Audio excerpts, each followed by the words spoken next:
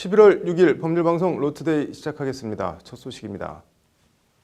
병역 거부 여호와의 증인 신도에 대한 대법원 전원합의체 무죄 판결 후폭풍이 거셉니다. 관련 청원으로 청와대 국민청원 게시판이 달아오르고 있고 국회 법사위 전체 회의에서도 거센 논란이 일었습니다. 논란의 이면을 심층 취재했습니다. 김정래 기자입니다. 어제 오후 열린 법사위 전체 회의.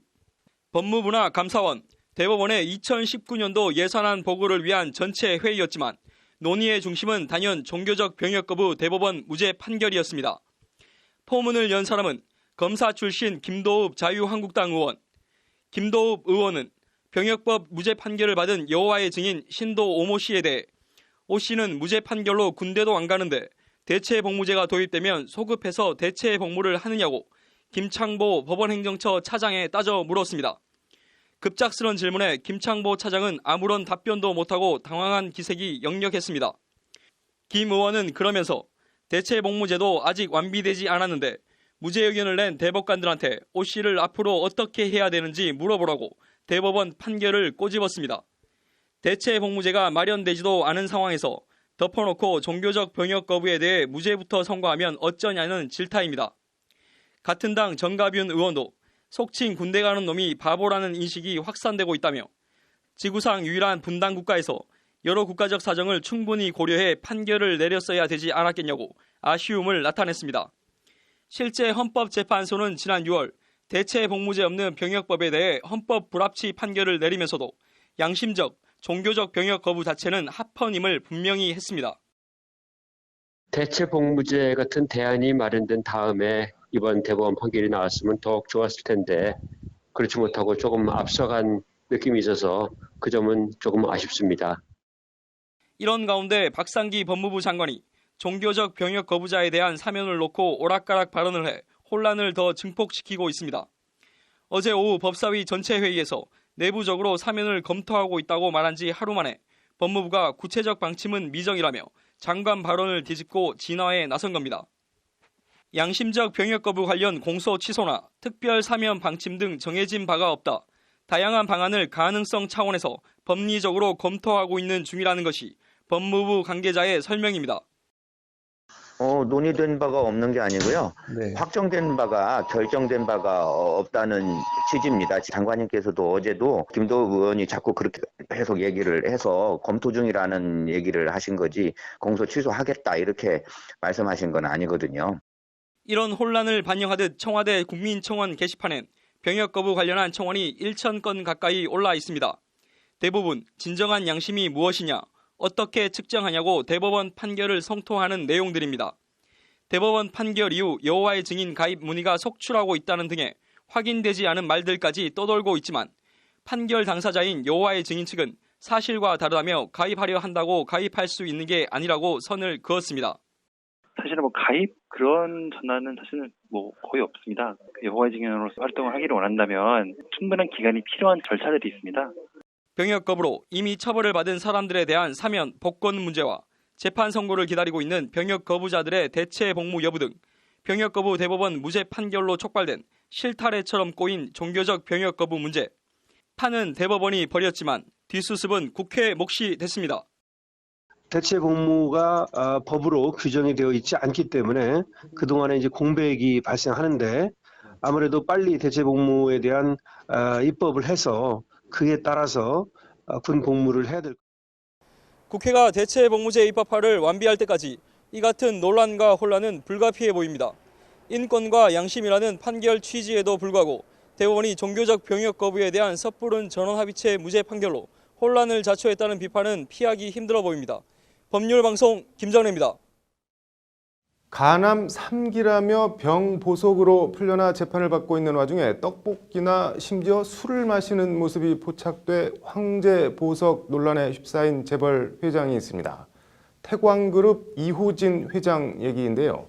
시민단체들이 오늘 이 회장의 병보석을 취소하라는 의견서를 검찰에 제출했습니다. 기자회견 현장을 김태현 기자가 취재했습니다. 취소하라! 취소하라! 취소하라! 참여연대 등 시민단체들이 오늘 이호진 태광 회장의 파기환송심 공소유지를 맡고 있는 서울 고검에 이 회장의 병보석 취소 의견서를 제출했습니다. 2011년 1월 1천억 원대 횡령과 배임 등의 혐의로 기소된 이호진 회장은 1심과 2심에서 징역 4년 6개월을 선고받은 바 있습니다. 그런데 병보석으로 풀려난 이 회장은 떡볶이를 먹거나 술을 마시러 서울 신당동과 방이동, 마포 등 시내 곳곳을 돌아다니는 모습이 포착돼 황제보석이라는 거센 비판을 받고 있습니다. 일반인들이 받는다는 것도 하늘의 별 따기처럼 정말 어려운 그런 일들입니다. 근데 우리나라 재벌 총수들은 어떤 그런 이제 비기가 있는지 껄빗하면 병보석이나 구속 집행정지를 손쉽게 따내고 있고, 특히 병보석의 경우 원칙적으로 집과 병원으로 거주지가 엄격히 제한됩니다. 명백한 법 규정 위반임에도 검찰이 왜 사실관계를 확인해 법원에 병보석 취소 의견을 내지 않는지, 법원은 왜 직권으로 병보석을 취소하지 않는지 도대체 이해할 수 없다는 것이 기자회견 참가자들의 성토입니다. 이들은 나아가 술을 마시고 담배까지 피우는 이 회장이 정말 간암 3기가 맞는지 의문을 제기했습니다. 술도 마시고 담배도 피고 전혀 그렇게 할 수 없는 그런 지경인데도 불구하고 그렇게 중증 환자였으면 간이식 수술을 받았을 텐데 그런 거에 대한 것들도 좀 의심이 드는. 떡볶이나 심지어 술을 마시러 서울 시내 곳곳을 돌아다니는 모습이 목격된 병보석으로 풀려난 재벌 회장. 만인은 법 앞에 평등하다는 법대로 처리해달라는 시민단체들의 요구에 우리 법원이 어떻게 대응할지 주목됩니다. 법률방송 김태현입니다. 네, 오늘 국회에선 부패 방지 법제의 주요 현안과 쟁점이라는 제목의 세미나가 열렸습니다. 이슈플러스 신세아 기자 나와 있습니다. 신 기자, 오늘 세미나 어떤 세미나였나요? 네, 오늘 한국부패방지법학회와 국회 정무위원이면서 검사 출신인 이 주호영 자유한국당 의원 주최로 열렸는데요. 학술대회 성격의 세미나였습니다. 부패 강제 관련 법안들의 성과와 한계를 지적을 하고요. 또 개선책을 논의하는 토론회였습니다. 부패 방지 법안들이라고 하는데 어떤 법안들이 있나요? 일단 이 부정부패와 비리를 알리는 이 내부 고발과 관련해서 부패방지권익위법과 그리고 또 공익신고자 보호법, 이 두 법이 대표적입니다. 이름에서 알 수 있듯이 이 부패행위 내부 고발자를 보호하고 또 이 내부 고발을 활성화하자는 취지의 법안들입니다. 앞서 부패 방지 법안의 한계를 언급했는데 이 법안들에 무슨 문제가 있다는 건가요? 네, 일단 예전에 일어났던 이 국정농단 사건처럼 수많은 연루자가 있었음에도 이 내부 고발이 이루어지지 않은 데서 알 수 있듯이 좀 거칠게 말하면 법은 있지만 실효성은 없다라는 게 오늘 토론회 참가자들의 지적입니다. 일단 신고 자체도 잘 이루어지지가 않고 신고해봐야 나만 다친다라는 게 인식이 여전하다는 건데요. 실제로 이 공익신고자 보호법이 제정돼 2011년부터 2017년까지 권익위에 신분 보호를 신청한 건수 총 49건 중 인용된 건은 단 17건이라면서 실효성에 대해 비판했습니다. 그래서 뭘 어떻게 하자는 건가요? 일단은 이 내부 고발자에 대한 실질적인 보호가 이루어질 수 있도록 관련 법 체계를 좀 정비해야 한다라는 데에는 이제 참가자들의 이견이 없었고요. 공익신고 후에 또 경제적 불이익 조치를 받는 이 고발자에 대한 실질적 지원이 필요하다라는 지적도 좀 공통적으로 나왔습니다. 실제로 2011년부터 2017년까지 이 권익위가 지원한 구조금은 단 4명으로 금액이 102만 4,800원이 전부라고 합니다. 근데 이 또 보상금과 포상금 지원 요건도 굉장히 까다롭기 때문에 효과적인 유인책이 되지 못한다면서 이에 대한 좀 개선도 필요하지 않냐라는 의견도 나왔습니다. 다른 법들은 어떤 게 논의됐나요? 일단 대표적 부패 방지 법안으로 꼽히는 일명 김영란법이 있는데요. 이게 청탁금지법이라고 합니다. 그래서 이번에 이제 시행 2년에 접어들었는데 어느 정도 성과는 있지만 좀 개선점도 여전히 있다라는 의견입니다. 최근에 이영렬 전 서울중앙지검장의 이 돈봉투 만찬 사건 무죄 판결과 또 국회의원들의 여전한 피감기관 돈으로 가는 해외 출장 이런 사례들을 지적을 하면서 처벌 강화 등 좀 촘촘하게 법망을 구성해야 되지 않나라는 얘기도 나왔고요. 더 논의된 법들이 있나요? 일단은 최근에 전 국민의 이 공분을 사고 있는 이 어린이집과 또 이 사립 유치원 비리와 관련해서 공공재정의 부정이익 환수법도 논의가 됐습니다. 나라 돈은 눈먼 돈, 먼저 주워먹는 사람이 임자다라는 말이 좀 공공연하게 나올 정도로 이 국가 세금을 부정하게 수급하는 게 만연한 게 현실입니다. 그래서 지난 19대 국회 때도 이게 이 법이 좀 발의가 됐지만 회기가 종료가 돼서 자동으로 폐기가 됐고요. 그래서 이번 20대 국회 때도 다시 제출이 됐지만 아직 아직 법사위에서 계류 중이다 해서 이게 좀 문턱을 넘지 못하는 게 말이 안 된다라는 좀 의견들이 나왔습니다. 그래서 국회의 직무유기다. 당장 이 법을 좀 통과시켜야 한다라는 게 이번에 발표를 맡은 신봉기 한국부패방지법학회 회장의 지적입니다. 네, 뭐 부정이익을 환수할 수 있는 근거가 되는 통합 법안이 지금까지 없었다는 게 더 신기하네요. 뭐 충격적인데 꼭 통과시켜야 될 것 같습니다. 오늘 잘 들었습니다. 네, 다음 소식입니다. 국방부 특별수사단이 오늘 세월호 관련 기무사의 민간 사찰 수사 결과를 발표했습니다. 당시 청와대에 14차례 세월호 보고를 올렸다고 하는데 청와대가 기무사를 극찬을 했다는 것이 국방부 발표입니다. 뭘 어떻게 했길래 극찬을 받았다는 걸까요? 장한지 기자입니다. 박근혜 정부 기무사가 지난 2014년 당시 박 전 대통령의 지지율 회복 등 정치적 목적을 위해 세월호 출구 전략을 세우고 실행했던 것으로 군 수사 결과 드러났습니다. 국방부는 오늘 이 같은 내용의 기무사 세월호 민간 사찰 수사 결과를 발표했습니다. 국방부 발표에 따르면 기무사는 2014년 5월 10일 세월호 관련 주요 쟁점별 조치 방안 문건을 작성해 청와대에 보고했습니다. 해당 문건은 여론 및 대통령 이미지 관리 방안이라는 제목으로 6.4 지방선거 이전 국면 전환을 위한 출구 전략 마련과 향후 안정적 국정 운영을 위한 대정부 신뢰 제고 및 VIP 지지율 회복을 고려 사항으로 제시합니다. 같은 해 7월 19일 세월호 관련 전국 전환 방안이라는 제목으로 청와대에 보고한 문건 내용은 좀 더 구체적입니다. 먼저 개인 성향을 파악한 뒤 설득 계획을 수립해 비공식 감정적 접근으로 집중 설득을 진행한다. 이를 위해 언론과 SNS를 활용해 여론 조성과 압박을 병행한다는 내용입니다. 이런 틀에서 기무사는 세월호 참사 초기부터 태스크포스를 구성해 당시 진도체육관에 있던 세월호 유가족에서부터 안산 단원고 학생들까지 전방위적으로 사찰했던 것으로 밝혀졌습니다. 이를 위해 기무사는 적발되면 유가족 행세를 하라는 행동 지침까지 하달한 것으로 드러났습니다.